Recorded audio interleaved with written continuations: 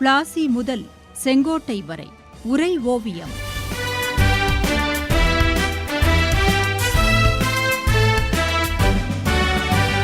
சும்மாவா வந்தது சுதந்திரம் என்பது, சும்மாவா வந்தது.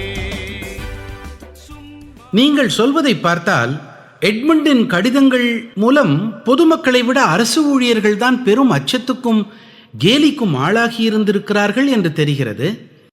ஆனாலும் துப்பாக்கியை தூக்கி அந்த பெருங்கிளர்ச்சிக்கு விதை போட்டது ஒரு இராணுவ சிப்பாய் தானே.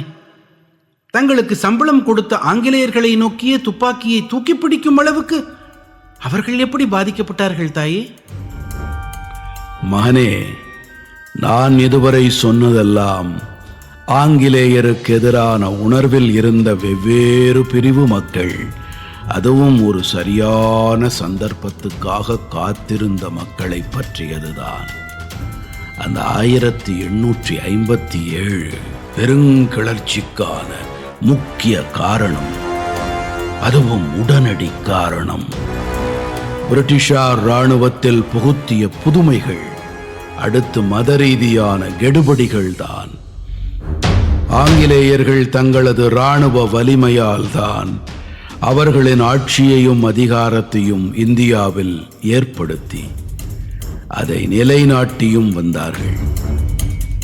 கொடூரமான ஒரு கொள்ளைக்காரனை போல நடந்து கொண்டவர்கள் அச்ச உணர்வை அப்பாவி மக்களிடம் ஏற்படுத்தி அவர்களை ஆட்டி படைத்தார்கள்.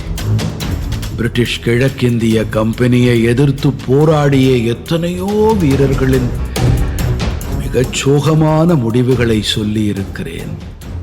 அவர்கள் எல்லோருமே தங்கள் சுதந்திரத்தையும் தன்மானத்தையும் பெரிதென கருதி தங்கள் உயிரை துச்சமாக மதித்து ஆங்கிலேயரை எதிர்த்து நின்றார்கள். அவர்களையெல்லாம் பொதுமக்கள் முன்னிலையில் அவமானப்படுத்தி கைகளில் விலங்கிட்டு இழுத்துச் சென்று தூக்கிலிட்டார்கள் ஆங்கிலேயர்கள். தீரமான போர்களை காட்டிலும் துரோகிகளையே தங்கள் வெற்றிகளின் சூட்சுமமாக கருதி அன்றிலிருந்தே துரோகிகளை இந்த நாட்டில் ஆங்கிலேயர்கள் வளர்த்தெடுத்தார்கள். அந்த வெற்றிகளால் தங்களை எவருமே வெல்ல முடியாது என்று இங்கே பறைசாற்றினார்கள்.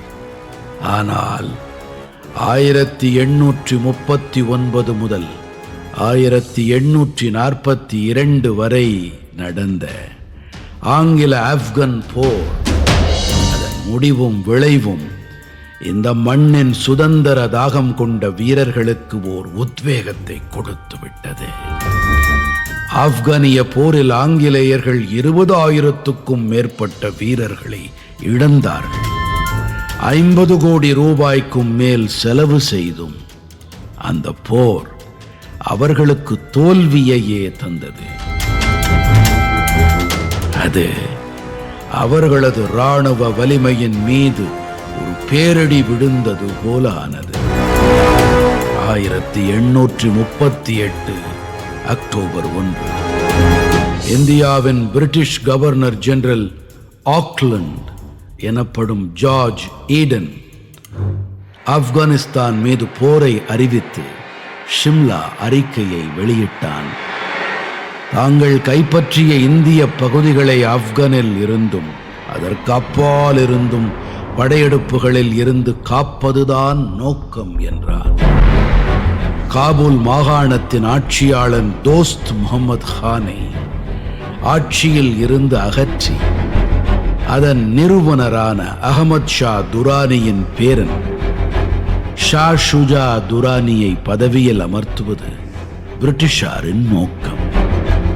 ஷா ஷுஜா துரானி 1809 இருந்து நாடு கடத்தப்பட்டு காஷ்மீரிலும் பஞ்சாபிலும் இருந்து வந்தான். அப்போது ஆப்கானிஸ்தான் உள்நாட்டு போர்களால் சிதறுண்டு வெவ்வேறு நபர்களால் ஆளப்பட்டது. காபூல், கஜினி, ஜலாலாபாதை தோஸ்த் முகமது கான் ஆட்சி செய்தான். வடக்கே ஹிந்துகுஷ், அமுதரியாவை உள்ளூர் நபர்கள் ஆட்சி செய்தார்கள். மேற்கே ஹெராத் பகுதி யார் முகமது கானால் ஆளப்பட்டது. தெற்கே கந்தஹார் தோஸ்த் முகமது கானின் ஒன்றுவிட்ட சகோதரர்களின் தலைமையின் கீழ் இருந்தது. கிழக்கில் பெஷாவர் 1820களில் இருந்து சீக்கியர்களின் ஆதிக்கத்தில் இருந்தது.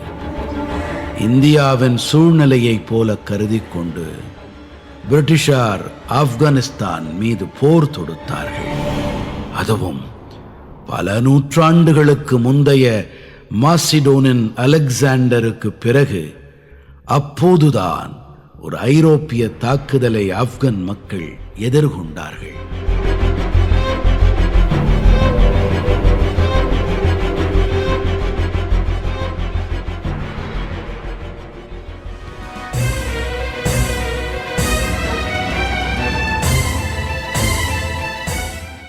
பிளாசி முதல் செங்கோட்டை வரை உரை ஓவியம் கேட்டீர்கள்.